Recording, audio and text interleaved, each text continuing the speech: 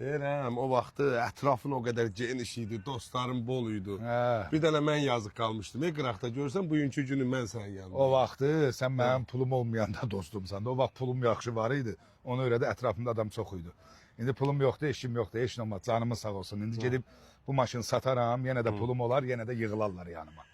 Maşın satıb yetizdirəsən onlara. Gözüdə sünnədir, deyirəm yolsunlar. Və bu evdəkilərə nə desə, tözə maşın almısan, kişiyə nə deyəsən bəs? Hə, nə bilim, hə. Bilsən, Nağar? Hə. Görsən, genə də mən dostum. Hə, neyniyim ki?